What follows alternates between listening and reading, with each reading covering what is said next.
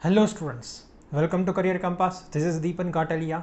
I'm the tutor for ACCA Taxation as well as SBL paper. In this video students, we are going to cover the basic aspect of the risk and the definition and all. And when we talk about the definition of the risk do not have any kind of single globally accepted definition. So lots of people have given different definitions. But personally students, I like the definition given by the ISO 31000. Under that, they have given a very simple definition. The risk is the effect of uncertainty on the objectives. Students, yes, this is a very simple definition given by the ISO 31000 and its effect of uncertainty on the objectives. So that means that students, in this whole definition, there are three important words. The first one is the effect. The second one is students uncertainty. And the third one is the objectives. So the effect students can be positive as well as negative effect. And effect of what? Effect of uncertainty. That means what will happen in the future, we don't know currently, and it can be the favorable conditions or a favorable result, or it can be students unfavorable. It can impact positively or negatively also. So it's a very simple effect of uncertainty. But students, the last word is also important. It's objectives.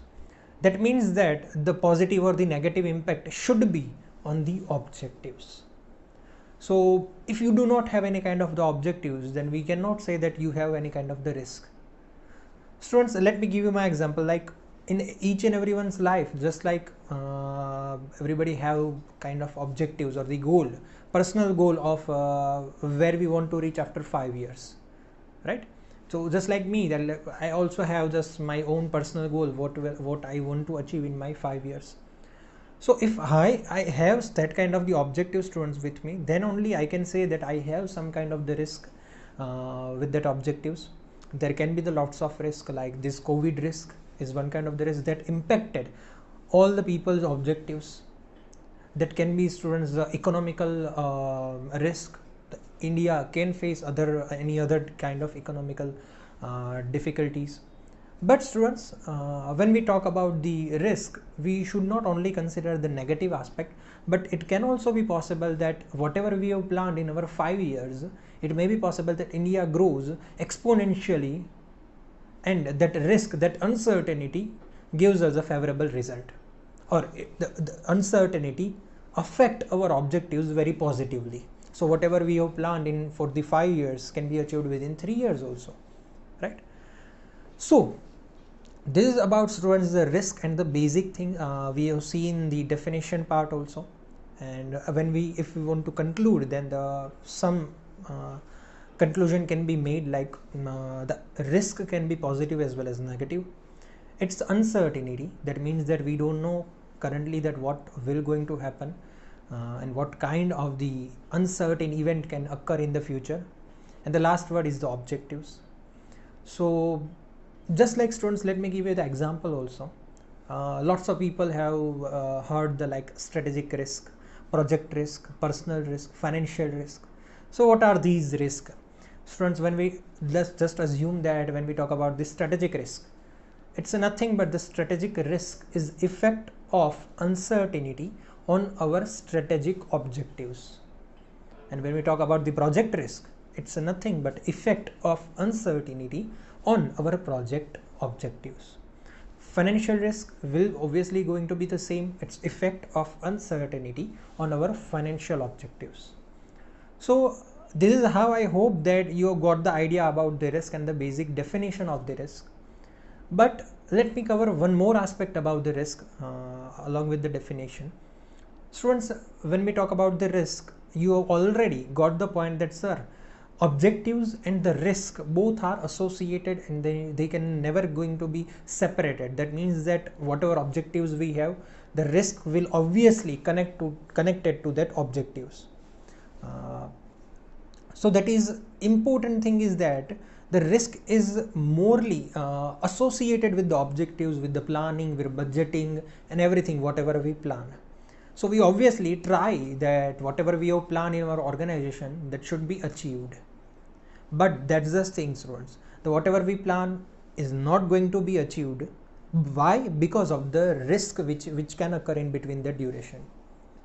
So risk management, when we talk about the risk management or the risk, the one thing that you should know is that when we plan something, when we decide our objectives, it usually starts from top to bottom. Like we usually first of all decide our strategy. That means that first of all our planning, our budgeting and our objectives or the goal setting will be done first of all from the top level management. Once we decide our whole organization strategy, then after we decide our objectives or the targets for the middle level managers, and once we decide the targets of the departments or the managers, and at the end, on that basis we are going to decide our objectives or the targets for last operational level. So this is how, students, the planning will be done. This is how the budgeting will be done. This is how the objectives will going to be decided from top to bottom, right? But students, when we start working on that plan, when the business starts their operation, business starts working according to those plans, the thing is that to get success on those plan, or to get this success on your objectives, is more dependable on your operational objectives. Like if you can achieve your objectives if you can achieve your operational objectives, then we can say that you obviously will going to achieve your tactical objectives. And if you achieve your tactical objectives, we can say that you obviously going to achieve your strategic objectives. So even if the planning is made from top to bottom, but the success of the objectives or the success of the organization or success of the strategy will be decided from bottom to the top. That means that for us or for the company, the achievement of the objectives is more important at the operational level, right? Just like we have decided that we will going to manufacture our 2 lakh units, and because of that we will going to get the economies of scale. But what will happen if our machine is like stopped, or it do have any kind of technical problems? Then our operational objectives will not going to be achieved. What will happen if our employees will go into the strike? Then once again our operational objectives will not going to be achieved, and that will going to impact our tactical objectives, and the tactical objectives failure will result into strategic failure. So what I am trying to say is that even if you plan from top to bottom, but your success is dependable from bottom to the top. So for us also, students, for the risk specialists, for the risk management also, our risk priority should be, students, from the bottom to the top. Like we should try to manage the risk from bottom level first. Once we manage the risk at the bottom level, then after we should try to manage the risk at the tactical level. And once we manage the risk at the tactical level, then after we should try to manage the risk at the top level. So this is how, students, the risk management should be done. It is from the bottom to the top. And the reason that I explained you, I hope that you have got the reason that why should we manage the risk from the bottom to the top. So students, I know that some of the aspect that we discussed today is not relevant for the examination, or may not directly